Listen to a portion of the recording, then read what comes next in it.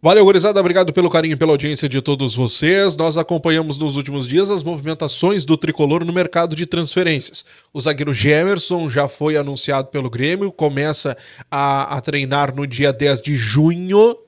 Ele começa a trabalhar no tricolor, mas ele só vai poder jogar quando a janela abrir, que nesse momento é no dia 10 de julho, 30 dias depois. Essa janela ela pode ser antecipada, existe aí um movimento para que isso aconteça, mas por enquanto está mantida.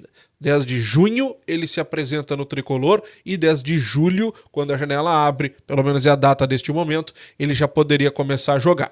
Só que o Grêmio tem outros movimentos e o próprio técnico Renato Portaluppi na última segunda-feira entregou que o Grêmio está negociando, está conversando, está averiguando, está fazendo um estudo sobre a possibilidade de contratação do zagueiro Rodrigo Caio. O Rodrigo Caio, embora o Renato ele tenha dado aquele empurrãozinho, jogado para a torcida, jogado no ar, talvez uma pressãozinha ali para que a negociação saia, não é bem por aí. Calma que não está bem encaminhado assim como parece. O Grêmio tem dois medos nessa contratação do Rodrigo Caio. O primeiro medo do Grêmio é a questão clínica do jogador. O departamento médico do Grêmio quer ter total certeza de que o Rodrigo Caio tem condições de jogo. O Grêmio entende que o Rodrigo Caio é uma aposta, é um jogador que pode ali na frente acabar apresentando problemas, é verdade, mas no momento da contratação, o departamento médico do Grêmio precisa ter certeza que o Rodrigo Caio pode sim desempenhar. Outro detalhe que pega neste momento é a questão do contrato do jogador. Lá no início do ano, o Cruzeiro chegou a oferecer ao Rodrigo Caio um contrato de produtividade. Como é que é um contrato de produtividade, Diogo? Eu vou te dar um exemplo, tá? Não é esse o contrato do Rodrigo Caio, pelo menos não tenho essa informação, mas vamos te dar um exemplo de contrato de produtividade. O jogador ganha 50 mil reais, mas se ele atingir um número X de jogos, se ele tiver um tanto de número de desarmes, se ele jogar tantas partidas titulares, tantas partidas entrando no jogo, o salário dele vai aumentando e pode chegar a 250, 300 mil reais. Entendesse? O mínimo é 50 mil, mas com os gatilhos ele chega a um teto. Isso é um contrato de produtividade. E é justamente isso o que o Rodrigo Caio não deseja, foi o que ele recusou lá naquela proposta do Cruzeiro, e é isso que o Grêmio vê nesse momento como um problema também. Então precisa ter certeza de que o Rodrigo Caio nesse momento tem condições clínicas de jogo e a questão do contrato. O Grêmio quer se proteger nessa contratação com um contrato de produtividade.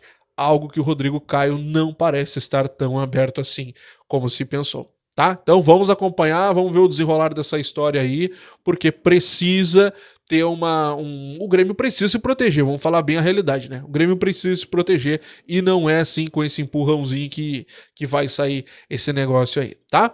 Bom, vamos falar sobre treinamentos, gurizada, porque o Tricolor vai mudar o seu QG na próxima segunda-feira.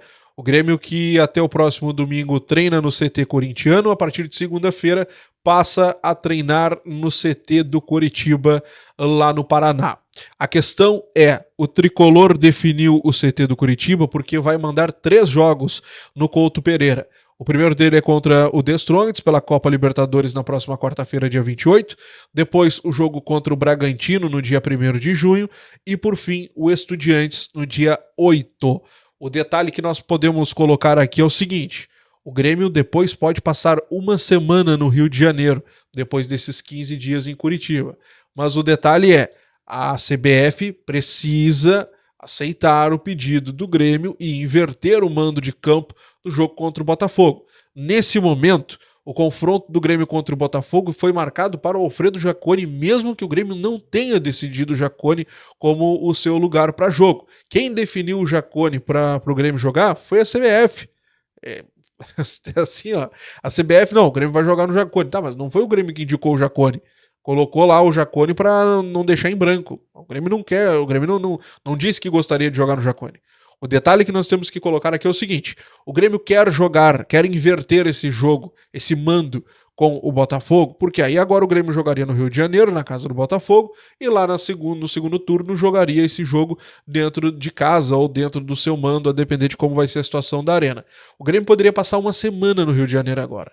jogaria esse confronto contra o Botafogo, se a CBF inverter esse mando de campo, e depois enfrenta o Flamengo. Então o Grêmio passaria 15 dias em Curitiba, depois uma semana no Rio de Janeiro, sem precisar fazer esse ping-pong de joga. Imagina, 15 dias em Curitiba, aí joga em Curitiba. Aí volta pro Rio Grande do Sul para jogar no Jacone contra o Botafogo. Aí depois viaja pro Rio de Janeiro para jogar contra o Flamengo. Não tem lógica, né? Se haver essa inversão, o Grêmio vai direto pro Rio de Janeiro, passa uma semana lá e não precisa ter esse desgaste da viagem e, consequentemente, ganha mais tempo para treinar. Né? Então vamos aguardar os próximos desenrolares dessa história, que deve acontecer na próxima segunda-feira na reunião do Conselho Técnico, onde os clubes vão conversar e decidir o futuro do Campeonato Brasileiro, e isso também vai entrar em pauta, tá?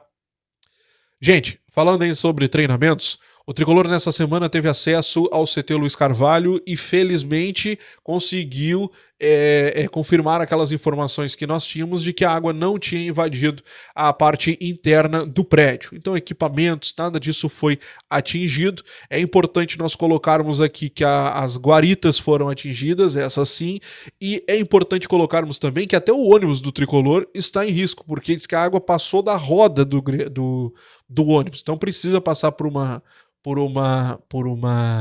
vistoria para ver se não teve nenhuma avaria.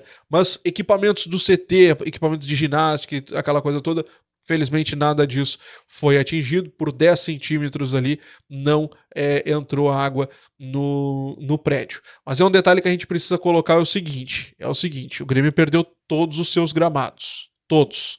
O Grêmio tem um estudo nesse momento que possa começar a treinar no CT Luiz Carvalho no final de junho ou início de julho. Final de junho, início de julho. De 30 a 40 dias. O Grêmio quer, nesse momento, trocar pelo menos um gramado do CT, de um dos campos do CT, para poder começar a trabalhar em Porto Alegre e assim mandar jogos em Caxias do Sul. Esse é o desejo do Grêmio, esse é um planejamento inicial. Troca o gramado de pelo menos um dos campos e aí volta a trabalhar no Rio Grande do Sul e, consequentemente, jogar em Caxias do Sul, tá? Então esse é o planejamento do Tricolor neste momento, voltar a trabalhar aqui em Porto Alegre pelo menos até o início de julho. Duas informações bem importantes para a gente encerrar. Cristaldo, como vocês acompanharam, não será um desfalque porque não conseguiu completar a sua naturalização paraguaia, portanto não vai ser um jogador convocado para a Copa América. Então Cristaldo permanece no Tricolor durante a Copa América. Uma notícia não tão boa para o jogador, óbvio, mas para o torcedor, para o Grêmio, é um reforço que a gente não vai discutir, né? Principalmente por ser o único meia do Grêmio neste momento. E a gente sabe que é o único. Só que tem um detalhe muito importante, gente.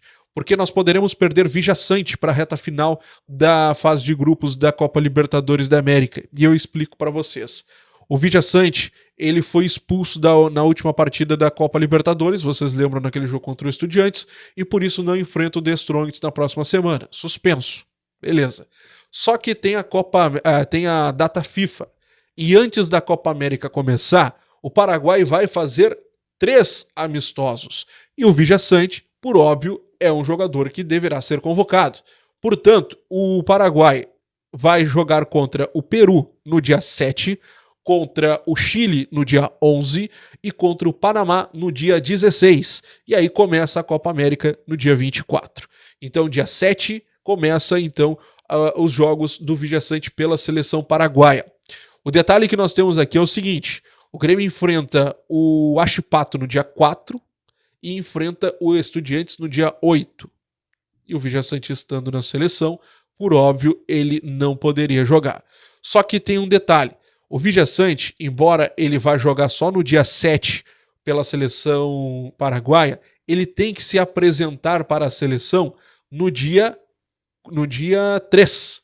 Dia 3 de junho. O que o Grêmio pretende fazer?